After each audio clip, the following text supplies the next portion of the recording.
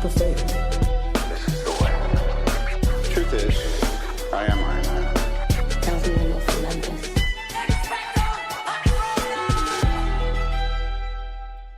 Hello, everyone, and welcome back to Film Optix, brought to you by the Drive-In Podcast Network. I'm your host, Christian, and I'm always joined by my co-host, Devin. How are you doing today, man? Happy Monday. It is a Monday. It's weird. It's been a while. Yeah, I have some good news for you specifically. What is it? I started playing The Last of Us last night. Oh, fuck yeah. Oh my God. Okay. How are you liking it? I'm about an hour or two in. Okay. So far, so good.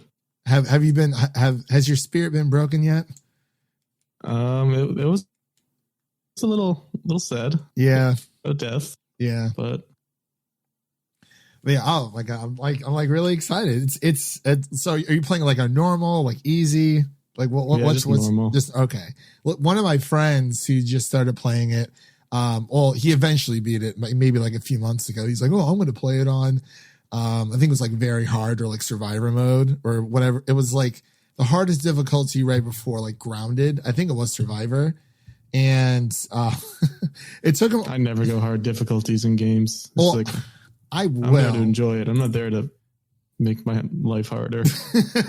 My life is already difficult as it is. Like this is not what we need right now. But yeah, it's so two of my friends started. One of them, played Last of Us Part 1 on normal. The other one decided to go on the very hard route. And my friend who beat it on normal, he beat the first and second game before my other friend who's playing it on very hard even beat the first game. So I was like, come on, man. It's just I'm so excited for you, Devin. At least this is a good day. This is a great Monday. Like, work was cool and whatever, but we're here. We're going to be reviewing Solar Opposites Season 2. It's going to be great stuff. So yeah. So for everyone out there listening, happy Monday. And we're going to be reviewing Solar Opposites Season 2. I would like to take the time to thank Hulu for sending us the screeners, because we were going to do like a run of the mill, non-spoiler, have it up by embargo day. But it's just one of those shows where you really have to just watch all of it and talk. It's really hard not to talk about. So it's just super bingeable. It really is. And it's like, we kind of just want it more. And we're sitting there thinking, well, it might be easier just to wait until it actually comes out, because March has been so stacked and crazy with like everything that's going on, like all this content. We've made it thus far. I don't know how, but we're here. So that's all that matters. But a little bit of housekeeping here before we get into our season 2 spoiler review of Solar Opposites. You can listen to our podcast on platforms around the internet, and you can follow us on Instagram and Twitter at Film Optix with an X for all of our latest announcements. So the synopsis, let's just dive on in here. I guess the synopsis is as simple as it's always been. A family of aliens move to Middle America, where they debate whether life is better there or on their home planet. So it is directed by Mike McMahan and Justin Roiland, and stars Justin Roiland, Thomas Middleditch, Sean Giambrone, and the initial release date was this past week on Friday. So I watched it all. It was great stuff, and we have 8 episodes to get into, and it's on Hulu, of course, and the feedback's been great, but I wanted to get your first opinions on this. 8 episodes, same as season 1, which we covered. Was that last year? I think. I can't remember. But yeah, I think it was last year. They pumped this out pretty quick. I'm guessing they had all the episodes done and they just split it up into 2 seasons. Yeah. Which, you know what? That might have been what they did, but it's like, do you really make season 1 and 2 back to back, knowing if there is going to be a season 2? But I don't know. I feel like with the name power Justin Roiland has, he probably knew he was good. Okay. Coming off of Rick and Morty. Yeah, that is very true. Sorry, I lost you there for a second. But yeah, so I wanted to get your your initial thoughts on this. You kind of split this up between a few days. I just watched it all in one day, but I wanted to, what's going on in that mind, that brain of yours. Yeah, overall, definitely enjoyed the season. Just like the first one, just classic kind of Rick and Morty-ish type of humor. It's definitely similar, but there are enough differences where you can tell you're definitely watching something different. It's not just copy and paste of Rick and Morty, which is good. I would say my initial gut reaction was that it wasn't quite as good as the first season for me. Can't really put my finger on exactly why, but there might be a couple of reasons. What did you think? So I like this one a lot. Season 2, it was hard to compare because I feel like between each season for any show, it's so different, even though it is part of, the overall same projects. I enjoyed it just as much as season 1. I think there was maybe 1 or 2 episodes here that I wasn't like super crazy about. But that's, and I'll read off the episode list here in a second, but it was good, and I know I sound hesitant when I say that. It's just, it like me thinking about it, I was like, do I need to go back and watch this season again, or will I? And I'm like, yeah, I definitely will, for sure. We do get more lore with the wall, of course, the official B story of of Solar Opposites there. I was actually just going to bring that up. Was there more of that in the first season? Kind of felt like there was. I think there was more in the first season to, get everyone established, but I believe it was, one of the episodes, it was pretty much dedicated to. Yeah, it was just like the first season, how there was episode one 7 dedicated to it. Yeah. Episode 7, the unlikely demise of Terry's favorite shot glass. I really liked that episode, but I would say the other like wall stuff that was just kind of interspersed throughout the other episodes, I would say that wasn't as strong as the first season. Yeah, I agree. Yeah, I mean, the first season, it was just so, I feel like it was more of like the world building that we got within, that beeline with the wall, how they survive and whatnot. And obviously, with the story continuing, it is more of a middle ground kind of, the aftermath of what's going on. But, hopefully, I'm assuming that, there's definitely has to be season 3 coming. They kind of hinted at multiple things within this season, which I really, really appreciated. And some of the stuff was just hilarious. Honestly, and let me read off the episode list here really quick for season 2. So we have episode 1 is titled The Sacred Non-Repeating Number. Episode 2 is The Eraser. Episode 3, The Lake House Device. Episode 4, The Emergency Urbanizer. I'm sorry, I was just thinking about that episode. Episode 5, The Rad Awesome Terrific Ray. Episode 6, The Apple Pencil Pro. Episode 7, as we mentioned before, The Unlikely Demise of Terry's favorite shot glass. And episode 8, The Solar Opposites almost get an Xbox. Oh yeah, I love how they call themselves the Solar Opposites now. Yeah, I like that a lot, and I've noticed that. And honestly, when I was watching like Titan season 2, like in season 1, they never referred to themselves as the Titans, and then season 2, they just automatically do it. And I really appreciate that they did that in Solar Opposites, where it's like I never thought they were going to, I thought it was just some, just the name of the show. It wasn't, anything that the characters were aware of, but it seems like they are, which is really, really cool. But yeah, and I just looked ahead to season 3. According to IMDb, it's going to be 2022 and 12 episodes. Ooh, 12 episodes. There we go. I like that. That's what IMDb has. Yeah. So IMDb has it scoring up as a 8.0 out of 10. The Rotten Tomatoes audience score as of right now is sitting at a 90, and the critics score is sitting at 100. And I would have to agree with those numbers, to be completely honest. There are issues. Some episodes I wasn't super crazy about, but maybe that comes with the bingeability. I'm not 100% sure, But what was like your favorite episode so far of season 2? Favorite episode? I'd have to go with the last two. The last two. I'll always love the wall episode because that's just so entertaining. Yeah. The Pez dispenser. Oh my God. I was laughing myself. I couldn't handle it. I honestly couldn't. And honestly, like for me, it's very hard. I really liked Lake House Device, but I think I didn't like that one as much. It was Emergency Urbanizer. Is that the one with the with the cocktail parties and whatnot? And no, that was or was that Earth? 2. That was Earth Eraser at the dinner parties. That one was funny. Yeah, I think that was They're 2. hunting down dinner parties. Yeah. Their Emergency Urbanizer was where they went camping and then they had to like that one was hilarious. An entire civilization to get out. They got lost, so they created a new civilization, got jobs to buy a car to get back to their car. And I was like, okay, this is really weird, but I'm here. I'm all for it. I absolutely loved it. It was like a Scorsese episode. Yeah. Yeah, because literally almost every single between Yumulak and Jesse was Devils Wear Prada.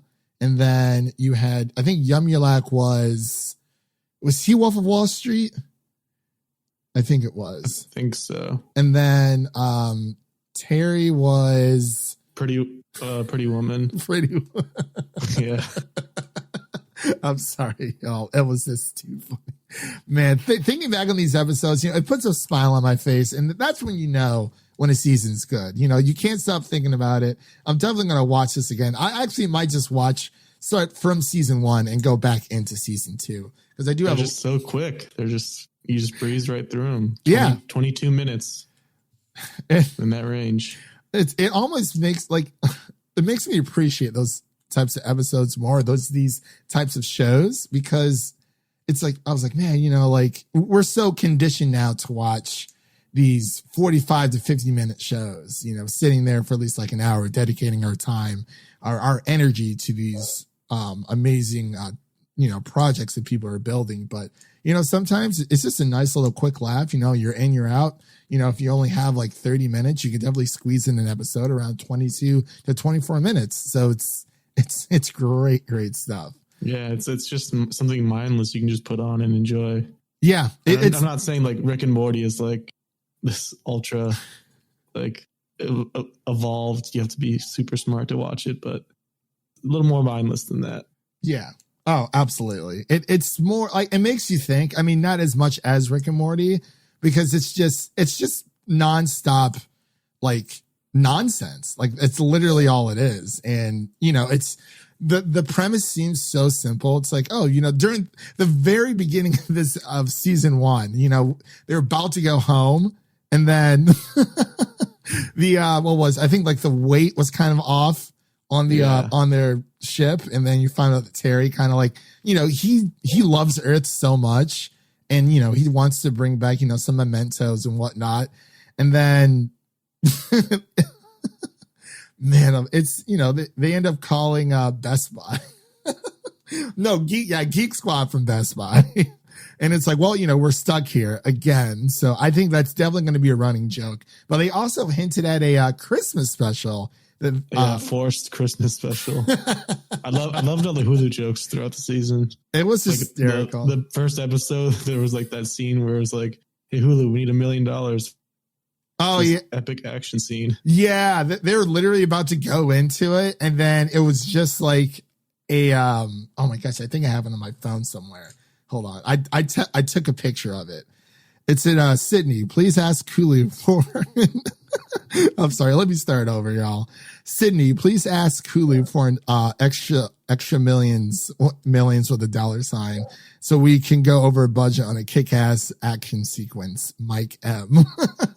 And then they go to the next scene and like, whoa, that was the craziest fight I've ever been in. Yeah, I loved it. Like it was so perfect. It's so.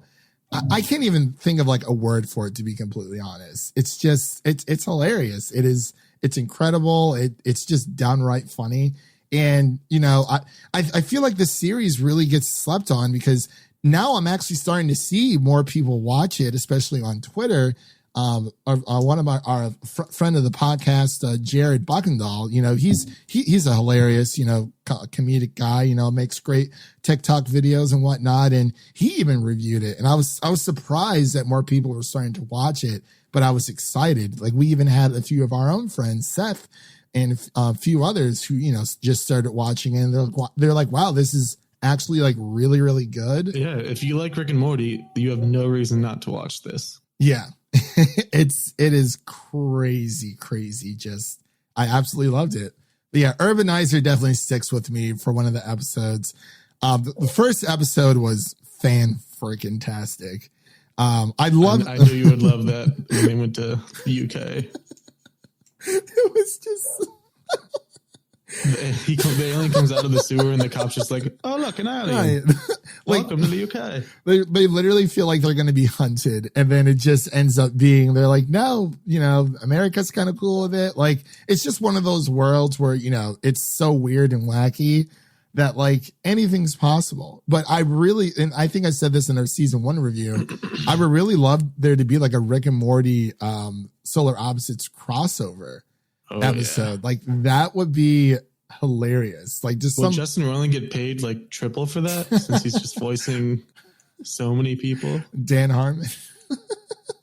I really don't know, man. It's going to be amazing though. Like, even with like when we went into episode 8, you know, for the Solar Opposites, almost getting Xbox, I was excited, but then I was like, oh, I see what they're doing, because the whole like fulfillment thing to them, or like, you know, the I guess the reality of like death, you know, like they're cartoons, they're aliens. They don't really, you know, we don't know like what their lifespan is and whatnot. We know that obviously they are mortals, so they can't be killed. We've seen that plenty of times throughout this season, but I love it how they're just rushing around. You know, they take an entire, what was it, Paraguay team, to like the Olympics and whatnot, and their fulfillment just, it's almost as if they don't care about what they do while they live, because, you know, there's really no consequence for them. Or if there is, they can easily fix it with one of their, you know, crazy devices. But I don't know. Sorry, I'm like going off on a random here. Was there anything else that you wanted to bring up in this review? It's kind of weird. Like, you can see that there's like a bit of a formula they have now with season 1 and 2. The layout is pretty similar as far as you get first few episodes, you get going, then you get the wall stuff in there. Then the wall episode comes in. I think, was it episode 7 last season too? That's a good question. I think it was. Okay. It definitely was 9.5. Yeah. That's the one. So yeah, you get to episode 7, it's the wall episode, and then the finale usually revolves around pupa. Yeah. So yeah, they have a nice formula down. Usually you would think that might be a little formulaic and get old, but so far it works. Yeah, no, it really does work. What I really like about, I mean, and there's other TV shows out there like, you know, like Futurama, Close Enough. I think also, it's pretty much in the same realm. Bob's Burgers. And there's one called Final Space, which I've actually been meaning to check out myself, that I hear is actually pretty good. I don't know what platform it's on, but, you know, it has that, you know, crazy kooky type of, you know, humor and whatnot, the sci-fi-ness there. I think it's on. I really think, I mean, just looking at this, I feel like they should make a spinoff for The Wall. Like, you really think last season got a 9.5 and this season got a 9.3. Like, they're the best episodes by far. The people. Oh yeah. And as soon as season 2 was announced, I was so excited. I'm like, oh my gosh, you know, we could, like, obviously, yes, like, I'm very excited for, you know, Terry Yumulak, Jesse, and the rest of them, you know, when it comes to all this stuff. But it's just so, like, I mean, and Corvo, of course, because he's, you know, the best in the world. But I mean, I think I like Terry a little bit more. But did you see Roiland has another show coming out? Does he really? Or at least you get another show greenlit. What is it? It's a show about a koala without superpowers that fights bad guys, I guess. Kovala. Yeah. What is this called? I sent it when the news came out. Oh, okay. I must have missed it. But yeah, I'll look into it for sure. We literally just share news stories back and forth on Twitter. It's like there's like a little bit conversation in there, but it's kind of just us commenting on things. Koala Man, it's what it's called. Oh, it's coming to Hulu as well. That's right. Oh man. Well, we got something else to review. There we go. There we freaking go. But yeah, this whole season it's been great. Like I said, there are a few, like I think episode 6, the Apple Pencil Pro, was kind of on the weaker side, and yeah, I'll agree with that one. Yeah, it was just that pig was kind of disgusting to look at. Well, yeah, and I mean, obviously, and I'm trying to think what else there was. The one with the lake house device was forgettable. I think it was the B story. I've with never Jesse. seen the lake house, so I don't know. I'm missing out. I haven't either. Because the A story was Corvo and Terry, and then the B story was Yumulak and Jesse. And I think because that was with Big Dick Energy, the BDE, wasn't it? Oh yeah, that was hilarious. So. Yeah, that's why I like that episode. It was because of the B story. Yeah, it says Yumulak grows a fat hog. At least it's walking down the street at school, and it's just glowing, just absolutely glowing, and he's just like, yeah. And then doesn't he meet up with like Pete Davidson and Idris Elba, part of the BGE, Illuminati group? Yeah, he does. Oh my gosh, it's hilarious. I just absolutely loved it. But yeah, that's why I like that episode so much. Yeah, the A story with Corvo and Terry was okay. Like, I mean, it was fine. Like, it was funny, but yeah, definitely for that episode, it was all about the BDE. It's great stuff. But yeah, like I know we've been talking here about it so far, but as like where does not even season 2, just this entire show of Solar Opposites, since we have 2 seasons so far, we know there's going to be a third, and we're getting a Christmas special I think later this year. So like, where does this rank in like kind of your favorite episodes list? Well, not favorite episodes, but like favorite TV shows. Like, is it more on the upsides or kind of just like in the middle? Like, is this something you would go back and watch again, or like if it's on? I mean, I don't know if it's going to be on cable, but yeah, I would watch it. It's just something great to just put on if you have nothing else to do. Like, yeah, you don't have to pay too much attention. It's just entertaining. You get a few laughs here and there. Yeah. I still think Rick and Morty's ahead for me. Oh, for sure. But that's just like it's Rick hard and Morty. to beat. Yeah. I mean, yeah, same or have the same creators, but it is kind of tough because it's Rick and Morty is more. I think we said this in our season 1 review. It is more extraterrestrial. They're going to all these crazy different universes and different planets. With Solar Opposites, it is more of a grounded universe. Yeah, it's more of a grounded like Earth story of and the running joke. Of course, I feel like we're honestly just waiting for the pupa to evolve because something always happens with the pupa so far. He turned a certain shade of blue that was one off from getting an Xbox. That was so funny. It kind of goes full circle, even with the sacred non-repeating number, because they tried the other oh my gosh, what's the name of their race? The other aliens, I'll just say. Shimulog or something like Shimulon. I don't know. I'm drawing a blank on it, but it kind of goes full circle because it starts off with with the pupa fighting over the pupa, and then with the pupa kind of doing something else like later on, and then he kills the RoboCop. That was so funny. He's like, "Oh, congratulations!" He's just hiding underneath his bed with a gun, and then he has 2 guns. I'm like, "Whoa, this is getting dark. This is getting super dark." But yeah, it's as raunchy as ever as well. There's some sex scenes. Yeah, like they just. I mean, just like season 1, they just went for it. I was like, "Yo, what is this show?" Man, it's such a great time. Great stuff. But do you have any other final thoughts before we wrap up here? I don't think so. Just excited for season 3. Yeah, Next season. year. They're Hopefully, just going to keep pumping them out. hopefully we get a bigger budget too. Yeah, Hulu, send over those millions. They've earned it.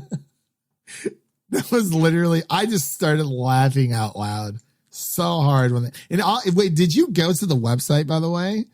The No. it was like the advice randomizer, whatever it was. It's a real website. I like paused the episode and went to it. I'm like, oh my God, this is so funny. But yeah. So Did you give them money? no, I did not give them money. Fortunately, Shame. no. I know. Hey, we support by watching. There you go. Just like YouTube. Just like you can listen by this podcast. Support us by listening. You know, there was a nice little And giving us money. yeah. I mean, if you want to, that'd be great. You know, we'll put it to good use. You know, upgrading equipment and whatnot. You know, We'll get Hulu Plus. No more commercials. Yeah, honest, and I think that's what like you watched it with commercials, so did I. It was nice at times, but I mean, you know, you don't really Overall, it's just annoying. Yeah, because it's obviously you would have flown by a little bit faster with it, but because it was like, oh, you know, like there's like these 2-minute commercials. I'm like, okay, but you know, got that Disney Plus bundle, so what else are you gonna do? But anyway, let's get into our rating scale and wrap this bad boy up. So, what would you give Solar Opposites season 2, Devin? I'm gonna go with a B plus. B plus, super solid. Maybe not quite as strong as the first season, especially the wall stuff. Yeah, I think it was just more exciting because the wall stuff was just all world building first season. Yeah, it's tough to follow all that. Yeah. And I'm actually going to go with the A- on my end. You know, it's fantastic. Absolutely loved it. I'm kind of falling the same boat with you with, you know, season 2 is phenomenal. It's great. I think we were expecting more from the wall. I mean, like there was things there. You know, the dedicated episode was definitely by far the best.